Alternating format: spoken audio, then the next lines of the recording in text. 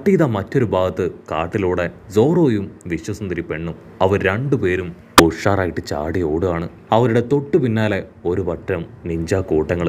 അവരാണെങ്കിൽ അവരെ അറ്റാക്ക് ചെയ്തുകൊണ്ടേയിരിക്കും. കുറവാണെങ്കിൽ വിശ്വസുന്ദരിയായിട്ട് മുൻപോട്ടേക്ക് കുതിക്കും. പക്ഷേ കുറച്ച് ദൂരം എത്തുമ്പോൾ അവന് മനസ്സിലാവും അവരെ അറ്റാക്ക് ചെയ്ത് തോൽപ്പിക്കാതെ ഇനി മുൻപോട്ട് പോയിട്ട് കാര്യമില്ല. കുറവാണെങ്കിൽ വിശ്വസുന്ദരിയോട് വിളിച്ചു പറയും, നീ എത്രയും വേഗം മുൻപോട്ടേക്ക് പോവുക, അവിടെ എവിടെയെങ്കിലും സേഫ് ആയിട്ടുള്ള ഒരു സ്ഥലത്ത് നിൽക്കുക, ഇവരുടെ കാര്യം അത് ഞാൻ നോക്കിക്കോളാം എന്ന് പറഞ്ഞ് സോറോ അങ്ങനെ ടേൺ ചെയ്ത് അവരുമായിട്ട് പൊരിഞ്ഞ പോരാട്ടം.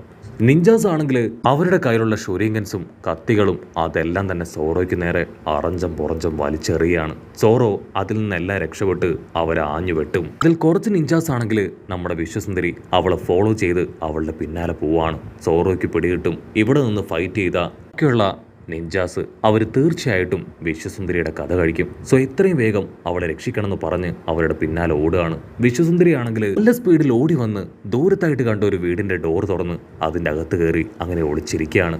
അതൊരു തകർന്ന വീടാണ്. സോ എപ്പോൾ വേണമെങ്കിലും ഒരു നിമിഷം വേണമെങ്കിലും നിഞ്ചാസ് അവളെ അറ്റാക്ക് ചെയ്യാം. അവള് ആ വീടിന്റെ തകർന്ന ഒരു ജനലിലൂടെ പുറത്തേക്ക് നോക്കും. അപ്പോൾ അവൾ കാണും ചുറ്റും ഒരുപാട് നിഞ്ചാസ് പാടുകളൊക്കെ ആയിട്ട് അവളെ കൊല്ലാനായി അങ്ങനെ വേറികൊണ്ട് നിൽക്കുകയാണ്. പക്ഷെ സോറോ അവൻ ഫ്ലൈ ചെയ്ത് വന്ന് ഓരോരോ നിഞ്ചാസിനെ അങ്ങനെ വെട്ടി വെട്ടി താഴെയിടും.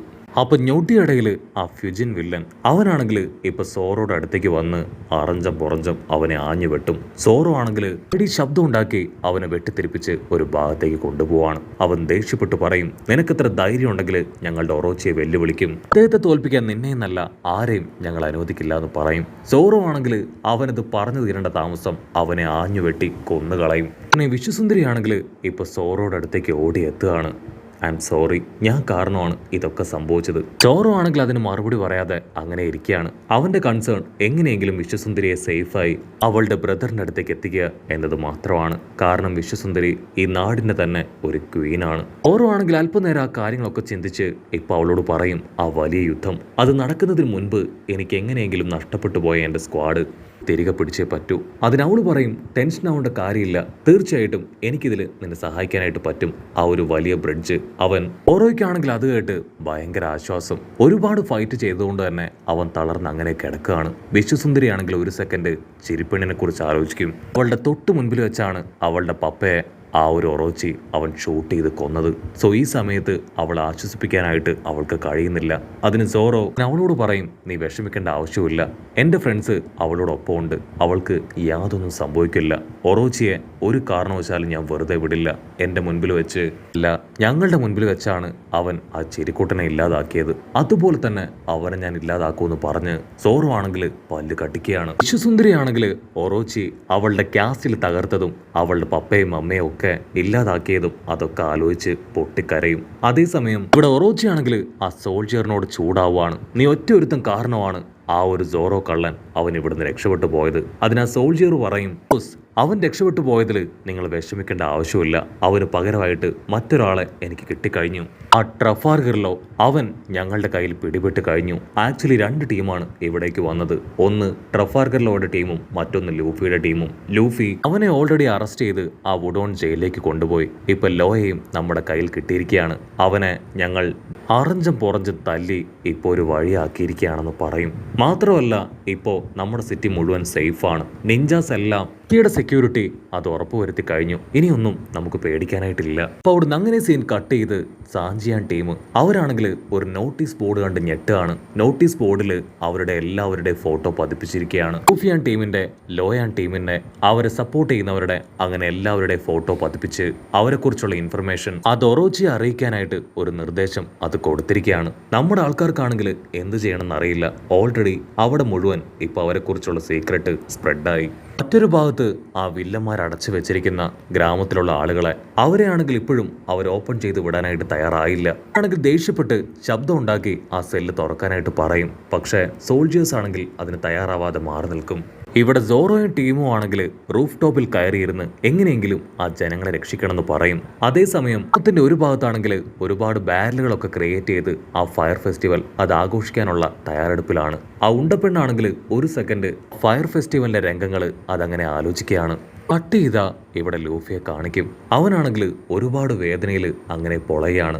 ഇതുവരെ കൊണ്ട് അവന് കൊടുക്കാനുള്ള ആന്റിഡോട്ട് അത് ക്രിയേറ്റ് ചെയ്യാനായിട്ട് കഴിഞ്ഞിട്ടില്ല. അവിടുന്ന് അങ്ങനെ സീൻ കട്ട് ചെയ്ത ഇവിടെ ലൂഫി ആണെങ്കിൽ ഒച്ചത്തിൽ നിലവിളിക്കുകയാണ്. അവനെ കൊണ്ടാണെങ്കിൽ ഇനിയും ആ വേദന കൺട്രോൾ ചെയ്യാനായിട്ട് പറ്റില്ല. ചോപ്പർ അവൻ ഒരുപാട് കഷ്ടപ്പെട്ട് ബുദ്ധിമുട്ടി അവന് വേണ്ടുന്ന മെഡിസിൻ അത് ക്രിയേറ്റ് ചെയ്ത് കഴിഞ്ഞു. അവനാണെങ്കിൽ ആ മെഡിസിൻ അങ്ങനെ കൊണ്ടുവന്ന് ലൂഫിയുടെ വായിലേക്ക് ഒഴിച്ചു കൊടുക്കുകയാണ്.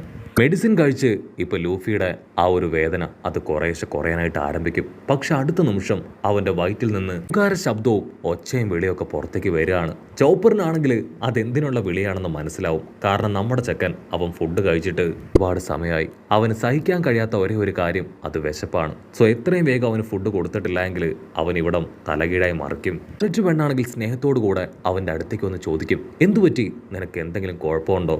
അതിനവൻ നിലവിളിച്ചു പറയും, എനിക്ക് എത്രയും വേഗം കഴിക്കാൻ എന്തെങ്കിലും വേണം, അതല്ല എങ്കിൽ തീർച്ചയായിട്ടും പട്ടിണി കിടന്ന് ഞാൻ ചത്തുപോകുമെന്ന് പറയും. അത് കേൾക്കേണ്ട താമസം നമ്മുടെ ആൾക്കാരാണെങ്കിൽ ആ സെല്ലിലുള്ള ഡംപ്ലിങ്സ് അത് വലിയൊരു ഉന്തുവണ്ടി നിറയെ വാരിക്കൊണ്ട് വന്ന് അണ്ടാവില് നമ്മുടെ ചെക്കൻ്റെ വായിലേക്ക് അങ്ങനെ തട്ടി തട്ടി കൊടുക്കുകയാണ്.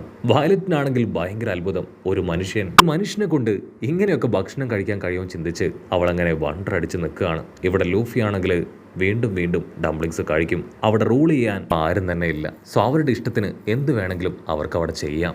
അതിനുശേഷം ചോപ്പർ ആണെങ്കിൽ അഫക്റ്റഡ് ആയിട്ടുണ്ടായിരുന്ന ബാക്കി പ്രിസണേഴ്സിനും ആ ഒരു മെഡിസിൻ കൊടുക്കുകയാണ്. ഇവിടെ നമ്മുടെ ലൂഫി ആണെങ്കിൽ ഫുൾ ഓൺ ആക്റ്റീവായി. ഓക്കെ ആയി, എനിക്ക് എൻ്റെ എനർജി അത് കംപ്ലീറ്റ് റീഗെയിൻ ചെയ്യാൻ കഴിഞ്ഞു എന്ന് പറഞ്ഞ് അവനങ്ങനെ തുള്ളിച്ചാടുകയാണ്. കൈഡോ, അവനെ ഇനി എൻ്റെ കയ്യിൽ കിട്ടണം, അവനെ തകർത്ത് ഈ ഒരു ഐലാൻഡ് അത് നമ്മൾ തിരികെ പിടിക്കുമെന്ന് പറയും. കട്ട് ചെയ്ത ഇവിടെ നാമി അവളാണെങ്കിൽ ഇപ്പോൾ ട്രഫാൽഗർ ലോയുടെ സോൾജിയേഴ്സിൻ്റെ അടുത്തേക്ക് വരികയാണ്. നിങ്ങൾ ലാസ്റ്റ് ടൈം ട്രാപ്പിൽ പെട്ടുവെന്നാണ് ഞാൻ അറിഞ്ഞത്. നിങ്ങൾ എല്ലാവരും രക്ഷപ്പെട്ടോ? അതിന് ആ കരടി പറയും, അതെ ഞങ്ങൾ രക്ഷപ്പെട്ടു, ഞങ്ങൾക്കിപ്പോൾ കുഴപ്പമൊന്നുമില്ല, ഞങ്ങൾക്ക് നിന്നിൽ നിന്ന് ചില കാര്യങ്ങൾ അറിയാനുണ്ട്.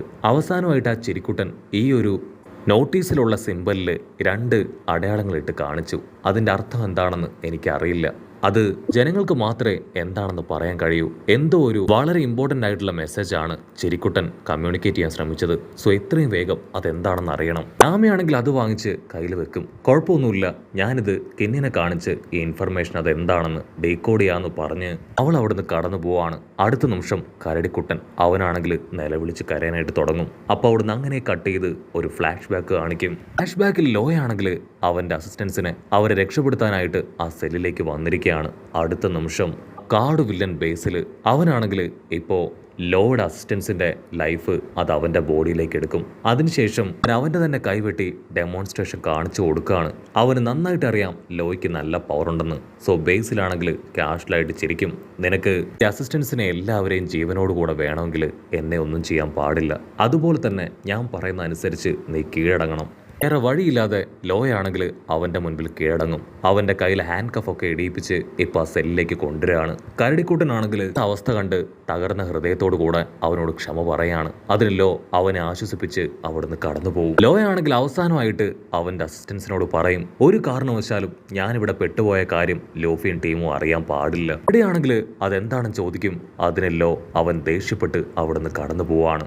കട്ട് ചെയ്ത കരടിക്കുട്ടൻ അവൻ ഈ കാര്യങ്ങളെല്ലാം ഓർത്ത് ഒരുപാട് വിഷമത്തിൽ അവൻ്റെ ടീംമേറ്റ്സിനോട് പറയും, നമ്മൾ ഒരു കാരണവശാലും നമ്മുടെ ക്യാപ്റ്റനെ വിട്ടുകൊടുക്കാനായിട്ട് പാടില്ല. നമ്മുടെ ജീവൻ സാക്രിഫൈസ് ചെയ്തിട്ടാണെങ്കിലും ക്യാപ്റ്റനെ തിരികെ പിടിച്ചേ പറ്റൂ. കട്ട് ചെയ്ത ഇവിടെ ഡ്രേക്ക് ആണെങ്കിൽ ഇപ്പൊ ട്രഫാൽഗർ ലോയെ അങ്ങനെ തല്ലി കൊല്ലാൻ ശ്രമിക്കുകയാണ്. ബേസിലാണെങ്കിൽ ട്രഫാൽഗർ ലോയോട് ചോദിക്കും, എനിക്കറിയാം ഈ ലൂഫി ഒറ്റക്കെട്ടാണെന്ന്, നിങ്ങൾ എന്തിനാണ് ഇവിടേക്ക് വന്നതെന്ന് അത് ഞങ്ങൾക്കറിയണം. എല്ലാ കാര്യങ്ങളും നീയായിട്ട് തുറന്നു പറയുകയാണെങ്കിൽ നിനക്ക് ജീവനുണ്ടാവും, അല്ലെങ്കിൽ എന്നെ ഞങ്ങൾ വെട്ടിയെറിയും. ലോയാണെങ്കിൽ ആ ചോദ്യം കേട്ട് അങ്ങനെ ടെററായിട്ട് പൊട്ടിച്ചിരിക്കാനായിട്ട് തുടങ്ങും. അങ്ങനെ അവിടെ വെച്ച് ഈ ഒരു എപ്പിസോഡും അവസാനിക്കുന്നു.